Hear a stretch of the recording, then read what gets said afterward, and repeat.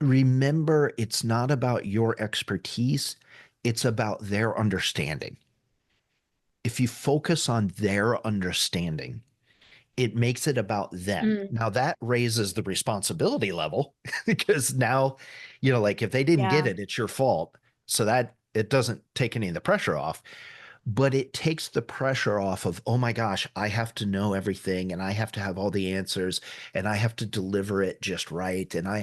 No, no, no, no, that's not, it's about how do I help Kayla to understand this process?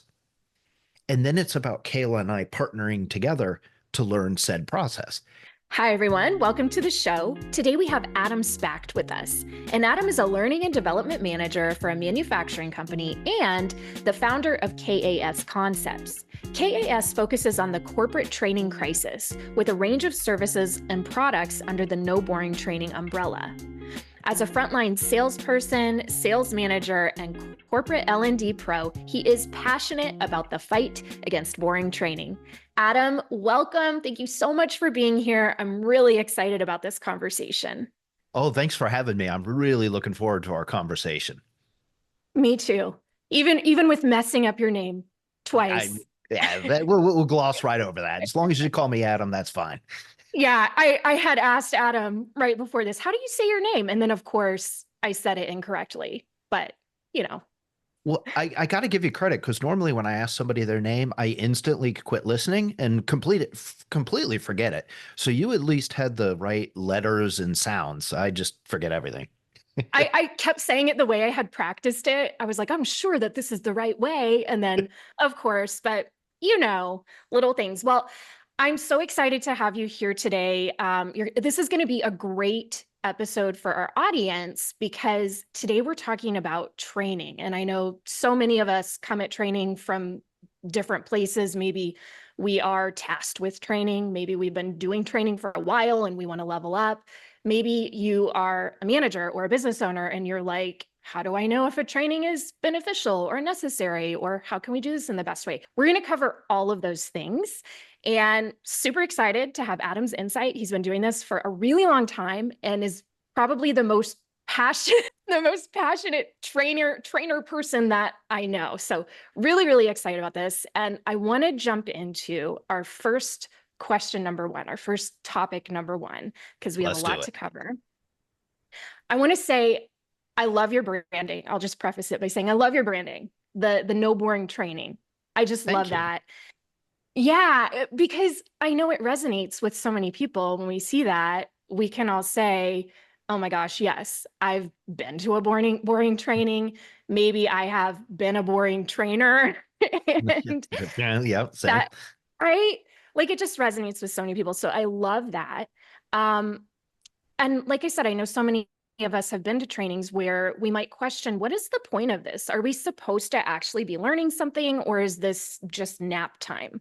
So my question for you is, what are some ways that we can make training more interesting? Maybe capture attention and then ultimately lead to some sort of a memorable experience and outcome for people involved.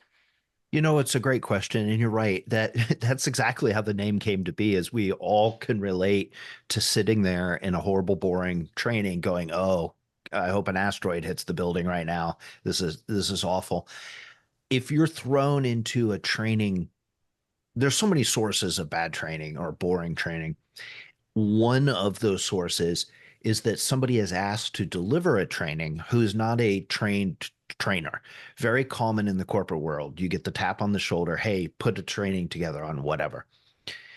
The number one classic mistake is that people start by whipping out the old PowerPoint, getting a slide deck going. What's slide number one? Oh, I want to tell them this. Well, what do I want to tell them next? What do I want to tell them next? And next. And then you end up with 5,000 slides in no discernible order, and it's this fire hose of information. So, the number one step to avoiding a boring training is to start with the objective in mind. What do I want my learners to know at the end of this session? Cool.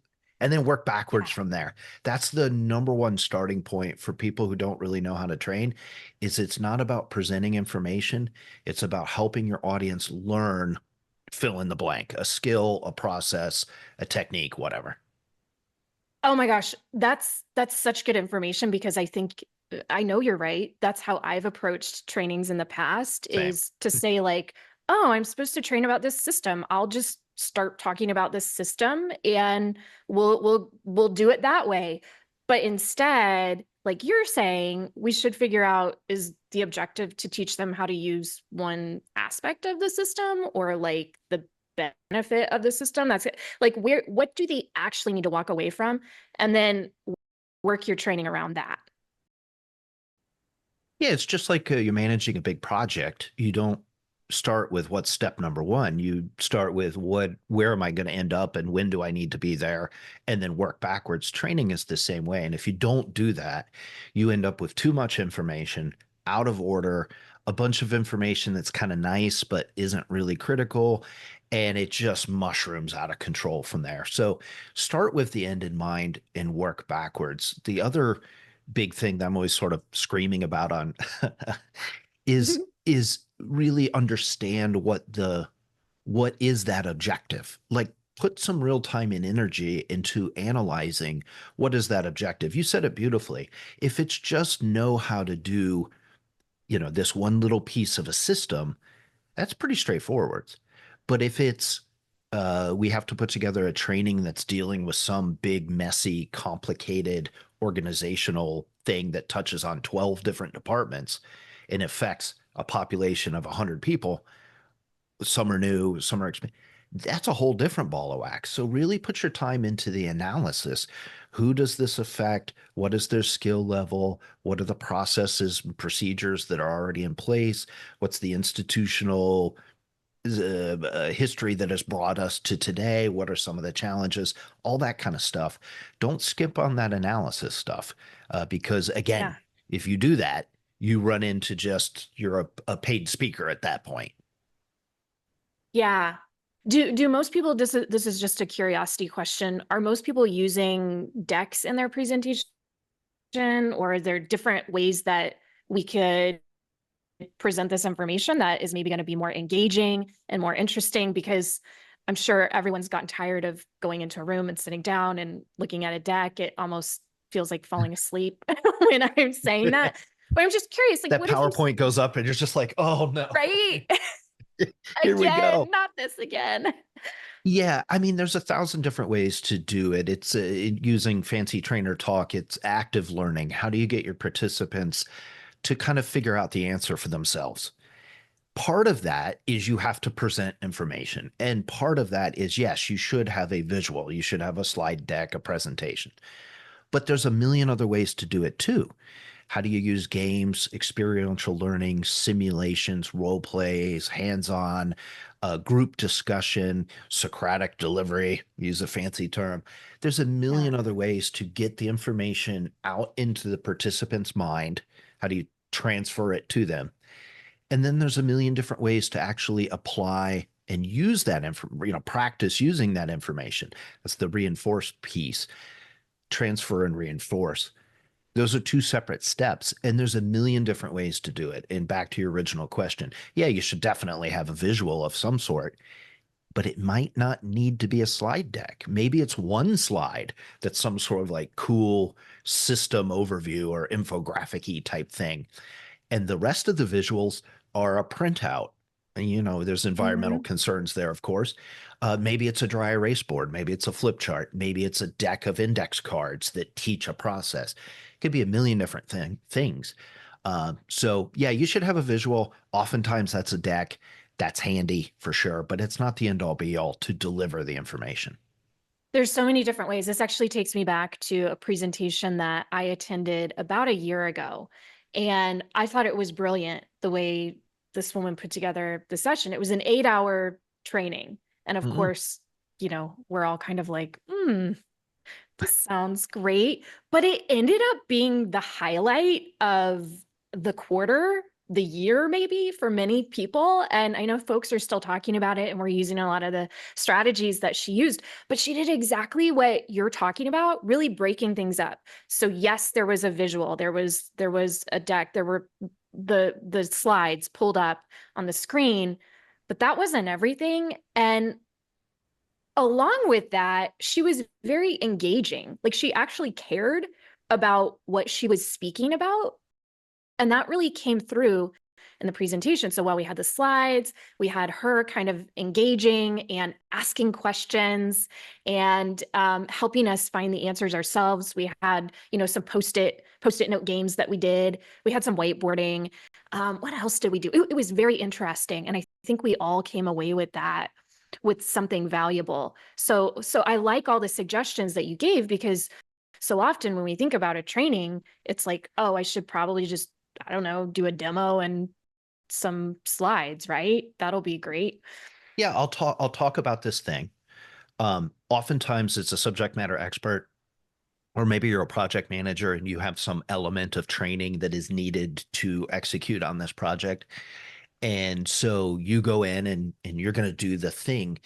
And yeah, the more different ways you can present and again deliver that information or transfer that information, and the more different ways you can practice those skills and practice using that information, the better. It just naturally makes it way more interesting. I could hear the excitement in your voice describing this. Was, did you say 6 months ago or so, right? You hit on something important there, which is caring about the information. And so often we have to deliver training on subjects that maybe we're not very passionate about, or it's very dry material. It's very boring. Here's this procedure to do blah, blah, blah, boring thing. So as a trainer, the kind of the fourth action item, if you want to go back and kind of breathe some life into your training, is you got to care. And there's lots of different ways to get there. It could be caring about the project. And hey, this material is boring as paint drying, but we got to learn this to be able to execute on the project. Maybe it's because this is for the health of the organization. Maybe it's for the health, well-being, and safety of the learner. Maybe it's just you need to know this to be successful learners to do blah, blah, blah. Maybe it's just like talking about the thing, whatever. Wherever that passion and that energy comes, and it's tough sometimes. There are subjects I have to teach, and I don't particularly enjoy it, so I got to dig extra Yeah. deep. But an action item is how do you get the right person delivering this training who has that passion? Either they enjoy doing the training, they're connected to the subject matter, they got some secret sauce that they can bring, or they understand how important this is to the organization. Find that person or mix up the people, and that's going to naturally make your training way better anyway.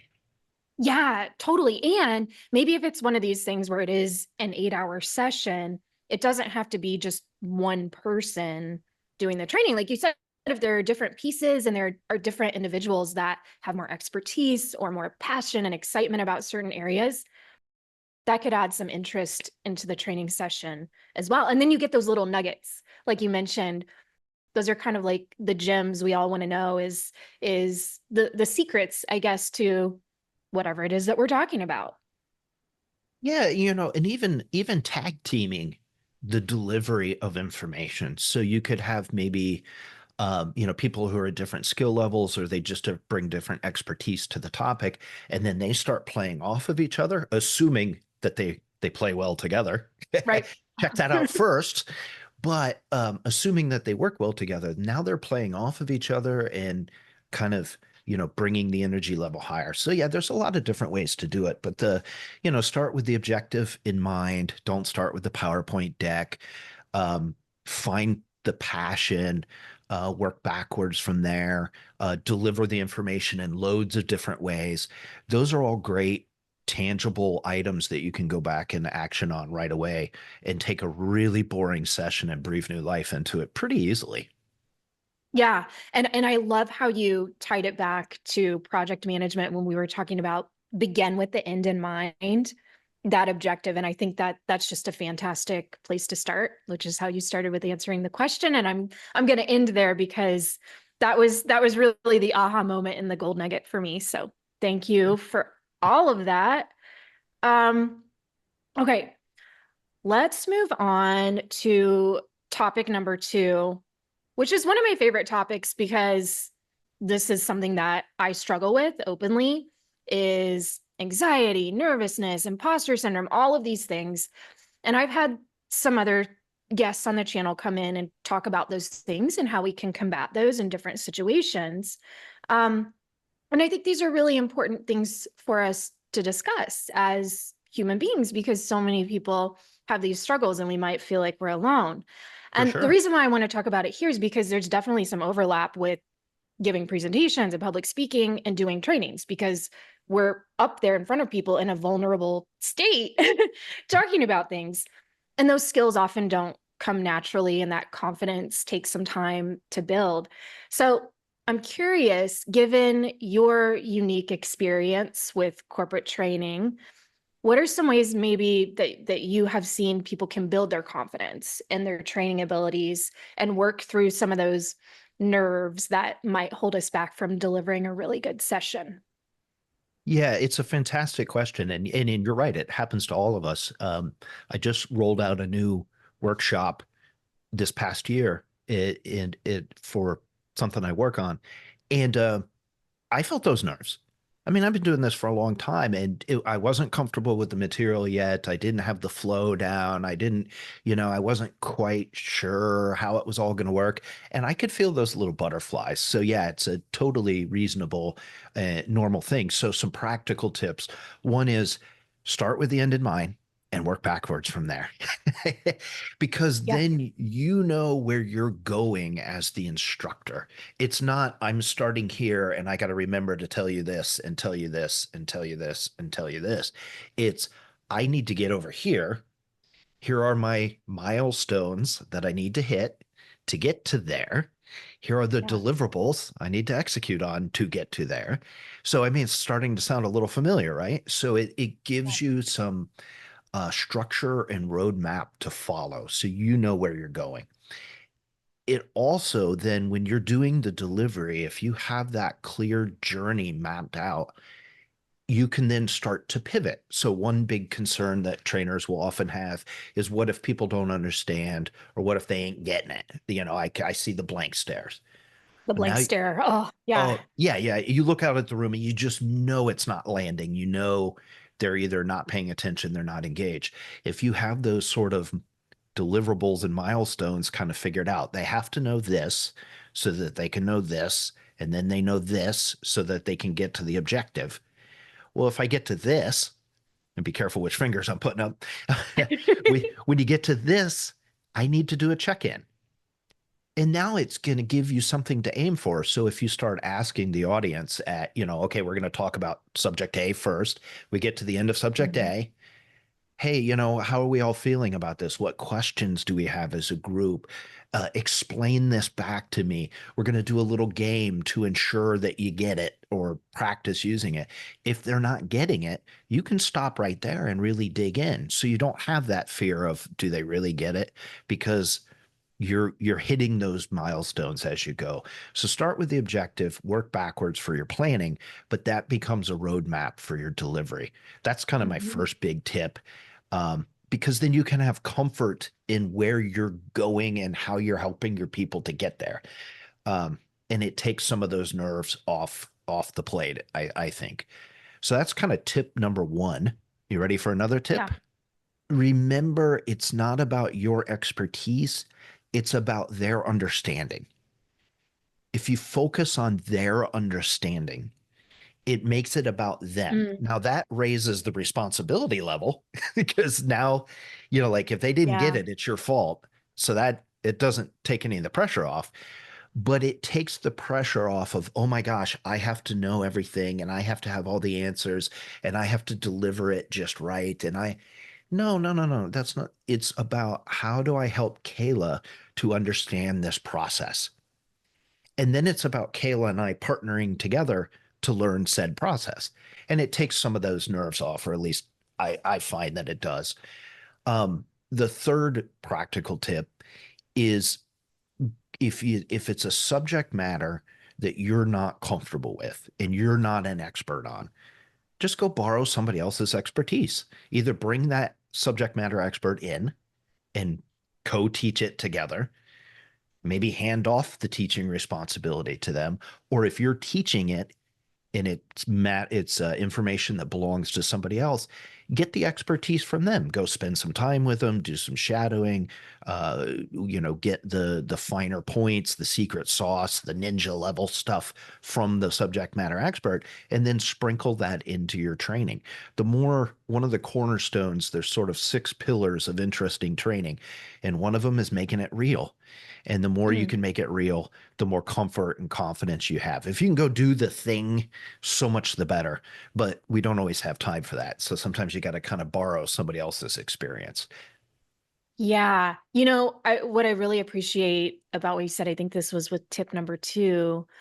You said we don't have to know everything. And I've noticed with me, that is one of the things that holds me back because if I'm doing a training, I think, oh my gosh, what if someone asks me a question and I don't know the answer? Then I don't look like I should be up there in front of the room, right? Like if I don't know all the answers, then I shouldn't be up there. But that's not really the point. The point is what you said to help people get to that objective, to help them get to that endpoint. And maybe they will have questions that we don't know because they could ask questions about anything. And some of these topics are really broad. And I think, how do you respond when someone asks you a question and you don't know the answer? What do you say? I don't know. Yeah. Never, never been asked that before. That's a great question. Why do you ask? What prompted you to ask that? Kind of get some understanding. And if I don't know, I don't know. Hey, you know what? I don't know, but let's figure this out together. You know, let me think about that for a second, and actually Hmm. think about it. Um, Sometimes you just need time in the moment because you are in the spotlight for sure. You got all the eyeballs looking at you, and you're like, hey, I just need a minute. Sometimes you got to put it in a parking lot. They'll ask, like you say, all manner of questions that are maybe off track or something. That's a wonderful question. I'm really glad you asked that. Let's put that in the parking lot for now. And after class, let's get together and I'll explain that to you because it's just going to derail everything. So Yeah. you can kind of massage from there. Yeah. I like that. And I think too, one of the things we talked about, I think it was when I had Jordan Hirsch on, we were talking about leading meetings and the eyeballs that are on you. And I was sometimes, yeah, like we internalize it because if I don't have somebody in my audience that's nodding and smiling like I would, then I feel as though it's not working. And the truth is, we don't always have that person that is going to be the engaging one that is nodding and smiling. And that's okay. That doesn't even mean the other people aren't getting anything out of it. Maybe that's just how they absorb information. So, not taking that personally, I think is important too. And checking in with them to say, like, is this hitting? Do we need to go back? Or checking in with them, involving them, and not making it a monologue moment for your training. Yeah, presentations just inherently boring unless you're like some world-class orator. And even then, Hmm. the amount of information you're able to retain is pretty small, just the way our human brains work. I mean, think about some of the world-class famous speeches of all time. We remember the little soundbite. We don't Yeah. remember the other 38 minutes. Um, and you said something kind of interesting. You're right. In our trainings, we don't always have the smiling, nodding participation person. I mean, thank God when we do it. Makes the Yeah. lift so much easier. But they might not be getting it either. Just because they're smiling and nodding and participating doesn't mean they I understand. think that's me. I think that is me. Like I'll just smile and nod because I'm like, yeah, good for you. Keep doing your training. But it's like, I don't really get it. Oh, listen. Oh God, I made that mistake so many times. Oh, great participation. We were laughing and joking, and it was great. And they didn't understand anything at the end of it because I didn't bother to measure it, evaluate it, any of that. So yeah, is something else. Don't want to, make this a 12-hour episode, but when it comes to managing your nerves, there's a concept called nice to know and need to know. You've got your session objective. What is the critical need to know information to learn that objective? And so when oh my gosh, people are going to ask me questions that I don't know the answer to. We'll focus on knowing and understanding and anticipating the questions related to the need to know critical information. All that nice to know, what if, well, in this crazy scenario that only happens once every 1,000 years, Yeah. Who cares? I don't know. We're going to go look at the glossary and we'll go Google that later. But the need to know stuff as the instructor, that's the stuff you got to really know pretty well and have good confidence with. Because if you know the need to know, you'll get them to the session objective, which is the whole point anyway.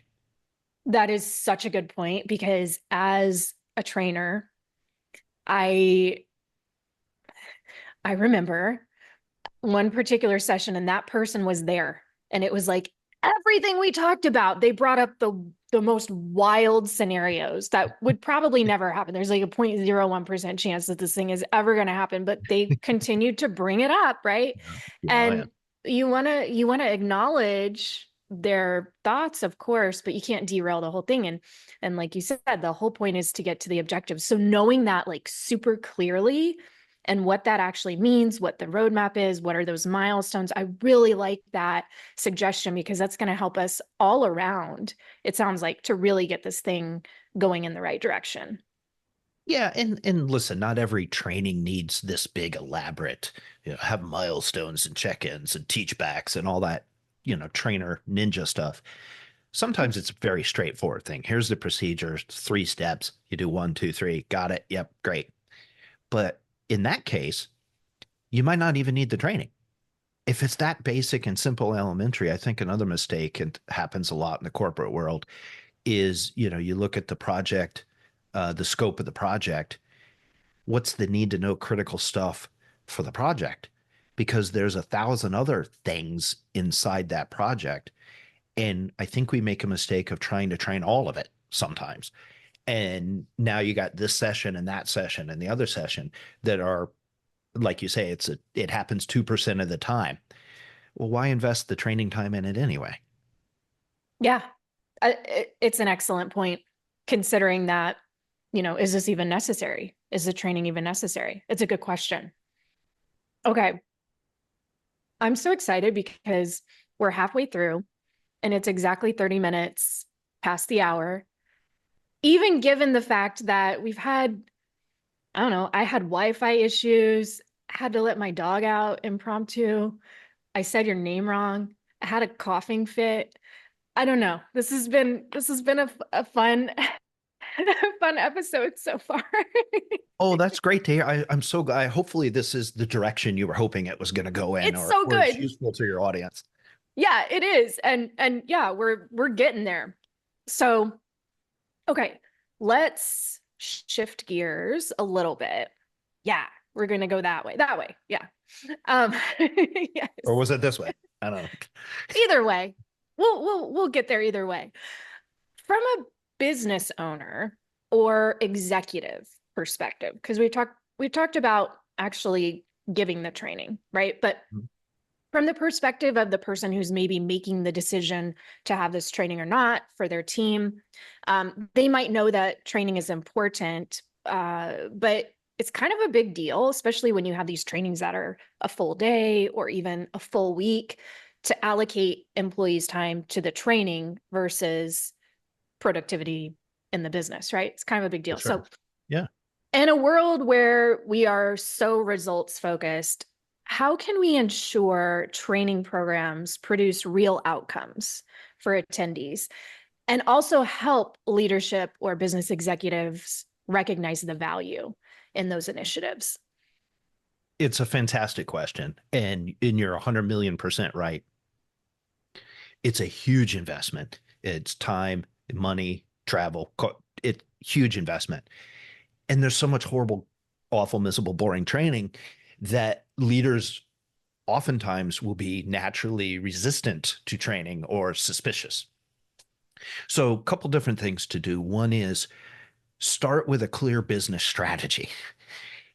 I don't want to sound like I'm passing the buck, but if the organization doesn't have a clear, defined, overarching business strategy to begin with for the training to align to, you're the likelihood of that training not having the results you want starts to go up dramatically.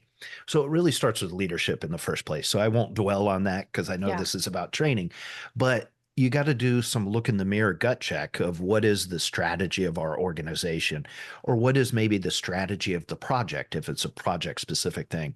Where are we going? How are we trying to do this? What is the overarching goal of the organization? Because then you can tie the training to that strategy, which Hmm. then naturally makes it easier to measure outcomes, show that it was worth the ROI, all of those sorts of things. So that's kind of step number one. Um, Step number two, all parties, leadership, frontline managers, uh, project managers, trainers, whether that's the one individual or a whole group of people, you need to be talking back and forth. There has to be that connection. And I get it, it's tough, especially senior leaders, large organizations. They are pulled in so many different directions. And I look at everything through my lens of training, and it's like, pay attention to me. Yeah. Um, but if you don't have that dialogue going back and forth, then the odds of the training drifting off track of not affecting organizational outcomes again starts to increase dramatically. What are the challenges the organization is facing? Where does the organization want to be in 5 years? What are some of the pressures you're facing right this second? What are some of the visions that are going to be occurring going down the road? Even a 20-minute 15-minute walk and talk with the CEO or the C-suite person to say, hey, help me to understand some of this. As the frontline trainer, now you can start to tie your training to Yeah. that messaging. So you may be talking about some, goofy process in a piece of software, but you can start to tie that together to, hey, gang, here's where we're going in 5 years. So if we start to pay attention to this thing back here, it fits together with over here because this piece ties to that piece, ties to that piece. And you can give some more some context. So when you bring everybody in the room to say, hey, we're going to learn goofy software process 3, but we need to learn this because this ties into the big picture thing we're doing next year. So there has to be a strategy in place to begin with. There has to be communication back and forth Mhm. between all the various parties, for those things to tie together. And then I know I'm kind of beating this drum.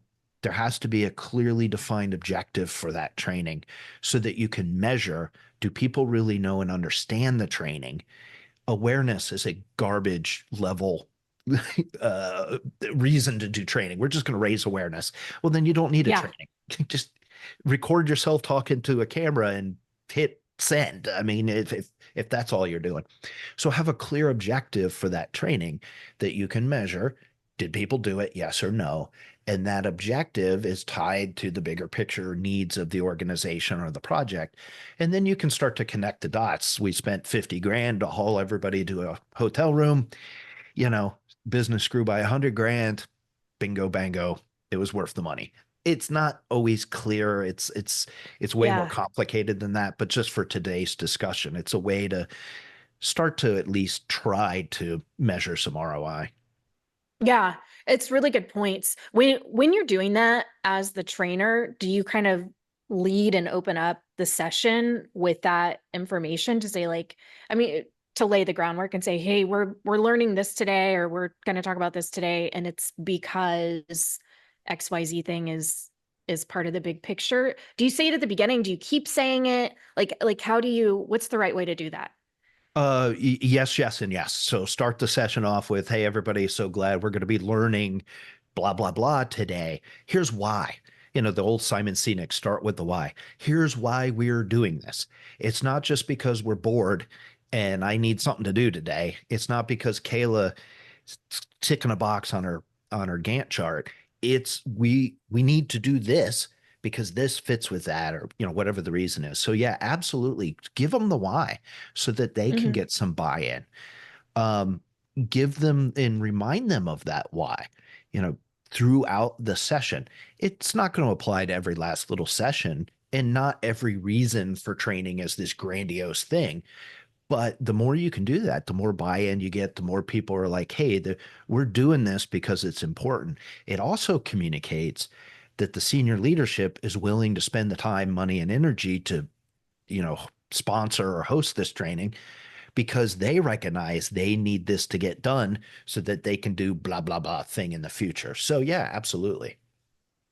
And I guess like maybe this is an odd question, but I'm thinking about this as you're talking. I'm thinking about all the trainings that I've been to, and we can train about all different sorts of things, like a process, like a system, like your, I don't know, culturally, how people interact, emotional intelligence. What do you see as some of the more common things that businesses are holding trainings for? And what are some of the more successful initiatives, training initiatives that you've seen? Leadership development is an old school Mm. classic one. If your leaders ain't leading, that's going to make tough to get things done. So leadership development for sure is one that's done and is usually appreciated and needed um, time in memoriam. So that's a big How do you one. measure the success of that one? I think it's retention of the team. If you see team turnover, that's usually a leadership issue. So that's a big one.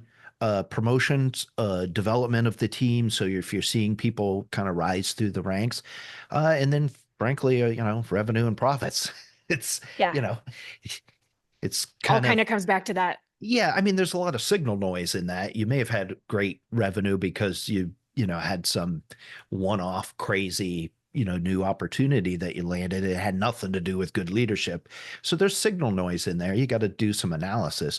But if you got good leaders that are leading well and they're developing their teams and they're, helping them to increase their capabilities and capacities, it should follow, and you're not turning people over every 10 minutes, it should follow that your revenues and profits are going up. Yeah. Yeah. Okay. That makes sense. So leadership development training, that's a big one. What else? That's a big one. Basic job skills. I mean, it's shocking to me. I read a stat that like I think it was 58 or 50 some plus percent of organizations in a survey reported that their onboard training basically was filling out paperwork and compliance level stuff. Watch this safety video, watch this DEI sexual harassment type Yeah. video. All good stuff. Don't get me wrong. I'm not downplaying those topics, but that was the sum total of it. And there is still quite a prevalence of people saying, I figured it out. You should figure it out too. So the lack of just basic fundamental job skills training as part of onboarding is definitely lacking across corporations. It's shocking. I hear it Okay. all the time. I do a series called NBT Reacts, and the level of people that there's nothing, let alone bad onboard training is shocking. So that's another big one for sure. Okay, that makes a lot of sense to me. Yeah, I was just curious what you were seeing from the perspective of like, because I know there are business leaders out there, small to medium-sized businesses in particular, they might know that their teams need to be trained, but not exactly sure what they need training on. And that kind of goes back to what you were saying is understand your team and what they need and your own strategy, and then we can decide from there what we need training on. But that is a big one that I see often is leaders are like, our team's not getting things done or not getting the right things done. We know that there's a problem, but we're not really sure what it is. It could be a number of things, but um, all trainable, I'm sure. And training is not the solution to everything. I mean, I know that's my you know view on the Yeah. world, but training is not appropriate for all issues. I mean, it may be that your revenue's down because you hired the wrong people in the first place. Now you could do some training about what good hiring practices look like and how do you source and secure candidates, how do you perform an effective interview, all that stuff. So training can be part of it, but it may be you hired the wrong people, you got the wrong people on the bus. Well, that's training ain't ever going to fix that. So Yeah. it's not a magic wand by any stretch. I saw a stat that millennials reported 70% of them reported that training and development and an organization investing in those things was a sign of company culture. And culture is all the rage. Yeah. Well, but if we skimp on development of millennials, which now, if you think about it, are really getting into that age bracket where they're becoming the leaders of tomorrow.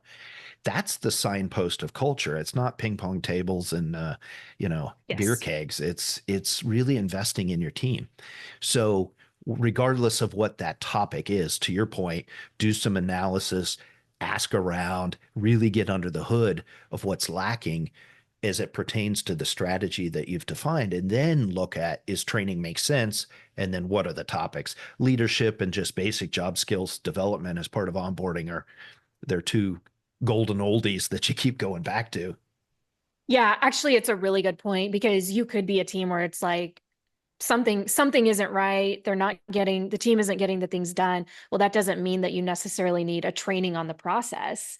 Maybe there's something else deeper there. So digging around and figuring out, okay, what's the root cause of this problem?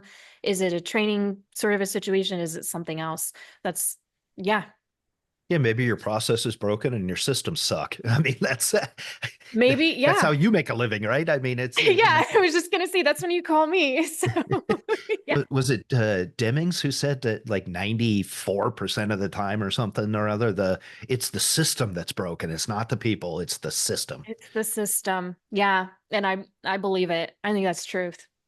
Well, we're gonna touch on one more topic. And the reason why I want to touch on this last topic is because I know we have some folks in the audience who are consultants, who are maybe even project managers that are working for, they're wearing a lot of different hats Hmm. in the organization. And they may be tasked with doing a training and they're like, wait, this isn't in my job description, or I've never done a training before. And in my case, when this has happened, it's always like a last minute thing. It's always Mm. really last minute. They're like, hey, we need a training next week or like tomorrow. Can you do that? And this first happened when I was working at a software startup. And it was literally like, hey, we need a training tomorrow with this group of clients. And I did it. I did the training, but it was horrible. I mean, I'm sure it was boring among many other adjectives that we could use to describe that training. So And they probably dropped it on you at like 4:58 or maybe over drinks the night before. Like, totally. Yeah. And of course, like you want to be a team player. And I was early in my career. And so I was like, yes, I will do that. I will do that. And then you get into it and you're like, ah, okay. Yeah, it was terrifying. And so I'm not alone. And I know with consulting, there are elements of training that happen. And, we kind of have to be creative sometimes about how we deliver information. mhm. So I wanted to ask you, for folks that maybe aren't trained in training or have never done this before, and maybe we'll touch on some of the tips that we talked about in the beginning too, because I think a lot of it will be relevant to this question. But when you are asked to lead a last minute training and you're not a trainer, this is not something that you necessarily want to do. What are some tried and true frameworks or tools that you could use? Like if you're just last minute putting something together and you really want it to hit, how would you do that? Fantastic question. And Lord knows that scenario. It's happened to me. It's happened to a million people throughout history. So here's a framework to follow. What is the what is the outcome you want to achieve by the end of that session? I want everybody to know this, do this, change this behavior, know this process, whatever. What is that? Just write that down. What are three or four topics that support learning whatever that outcome is? Just three or four. If it's more than that, you need more than one session, but just as a starting point. 3 or 4, Yeah, as three or we said. four. Mhm. So here's the outcome, the thing that I'm trying to learn. What are three or four topics that teach that? And then what are a couple points that support each one of those topics?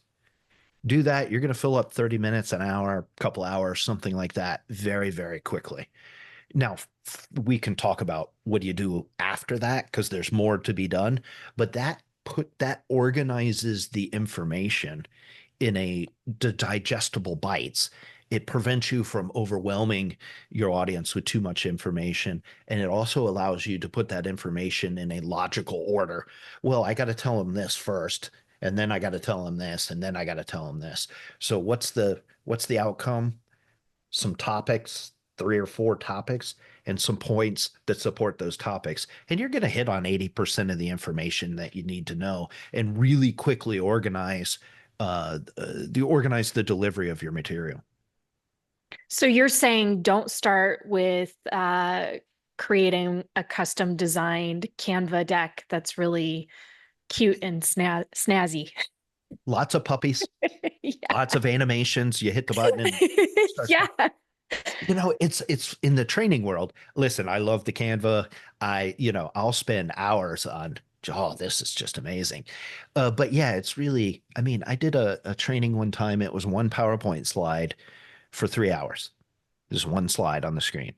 Now I used the tar out of dry erase boards, flip charts, note cards. We were doing breakouts. We were, um, you don't need all the bells and whistles. So just really focus on, again, what's the outcome you're trying to achieve and work backwards from there. A few topics to support that outcome, a few points to support those topics, because you got to elaborate, you got to share some information. And now you got a nice framework to follow. From Yeah. there, step two is okay, how am I going to transfer and reinforce? So, how am I going to get this information into my audience's minds? Maybe I play a video. Maybe I do have to do some lecture. Maybe I have them read some information and maybe it's the steps of a process. Okay, read this. Maybe it's a group breakout. What do we know about reverse disqualification? Okay, cool. Break up into groups and talk about it. There's a million different ways to transfer that information. And then how are you going to reinforce it? So, looking at that framework, you can say, okay, topic two is really important. So we're going to do a game or an activity or a test or a quiz or a role play or simulation case study, whatever. And topic four, I need to do some other thing because it's really important. So that framework then sets you up to figure out, well, how do I get this information into my participants' heads, and then how do I reinforce it, give them some chance to actually use that information. Yeah. Yeah. And going back to something that you mentioned earlier, I think would be helpful in this particular situation when we're talking about a last minute training. We don't have that experience, is remember that it's not about you giving some sort of a monologue or like this presentation, this talk that's going to change their lives. It's not about that at all. You are not a star that is up there to perform. You are there to help lead them to the outcome. And I think that that takes some pressure off. 100%. I'll tell you a story. This was shared with me when I did a train the trainer course with American Management Association a bunch of years ago. Give them a free plug. And the instructor I was the student, shared that she had experienced an instructor. So this is way hand me down folklore. Anyway, same scenario. They got asked to do a training last minute. They were scrambling around. So what they did was they took the topic. They went, no, this is in the olden days. They went and got a bunch of business magazines that were relevant to that industry. And they walked in and said, okay, everybody, today we're going to learn about blah, blah, blah. So, what I want you to do is spend the next X period of time, break up into groups. Here's the source material. And I want you to put together a presentation about blah, blah, blah. They did that.